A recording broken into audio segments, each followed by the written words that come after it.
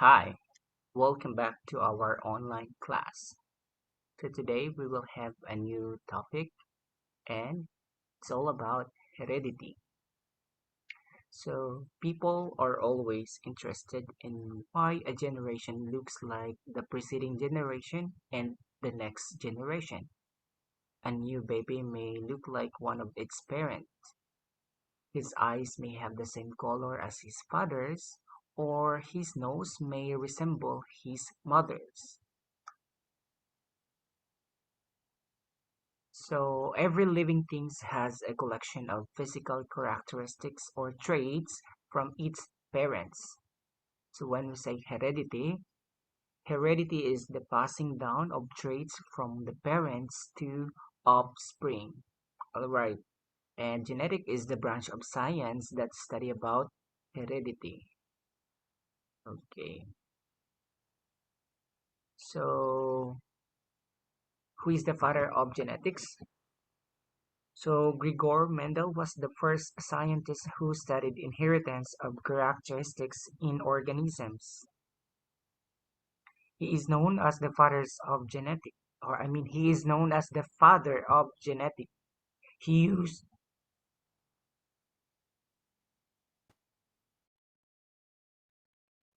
he used bees as his experimental materials in the 19th century.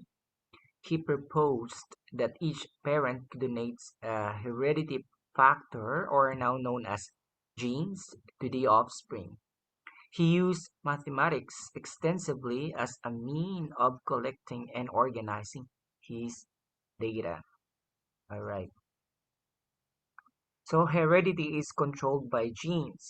So when we say genes, these are the unit of inheritance that determine the characteristics of individual. So the traits are passed to the next generation through fertilization.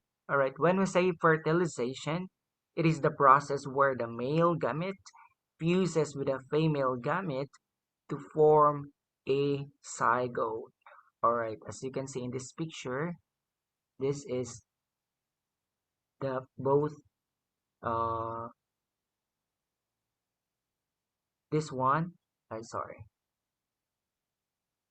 So this one is the male gamete, this one. And this circle is the female gamete or the ovum. Okay, again, this one is the female gamete or the ovum, and this one is the male gamete or the sperm. All right, so now let's proceed to the next part. Okay, so chromosomes. Our body is made up of millions of cells. So most cells contain a complete set of genes. We have thousands of sets of genes.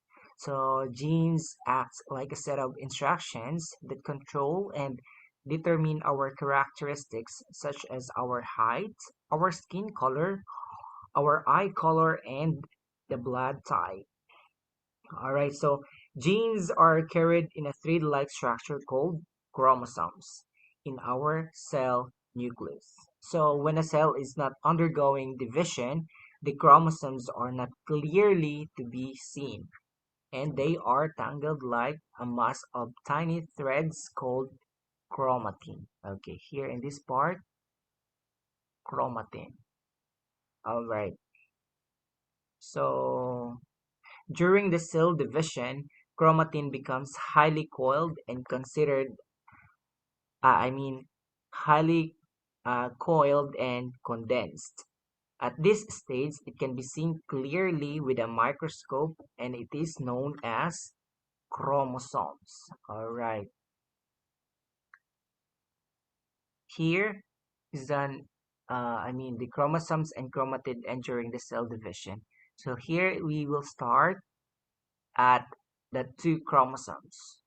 All right, so there will be the DNA replication.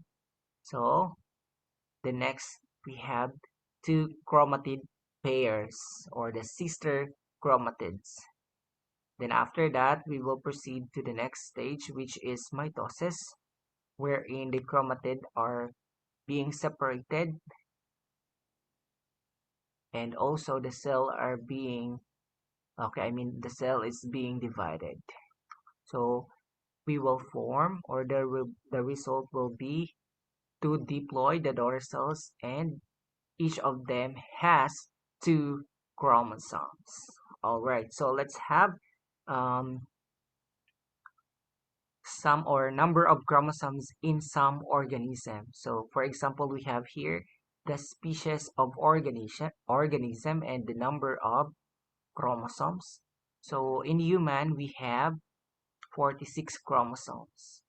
In cat, they have 38. Chicken, they have 78 chromosomes. Housefly, they have 12. And the corn, 20. Potato, 48 chromosomes. All right.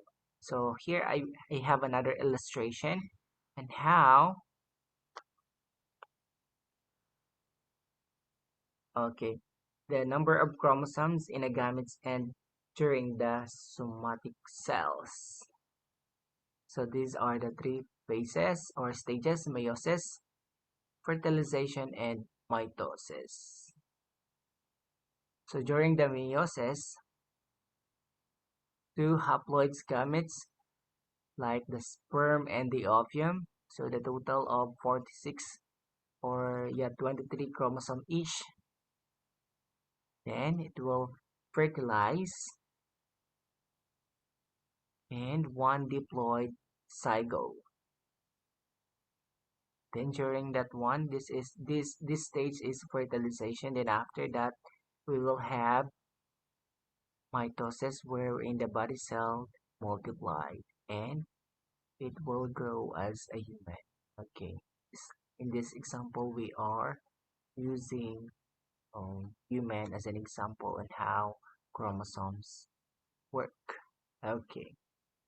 So I guess that's all for today. Thank you so much and have a great day.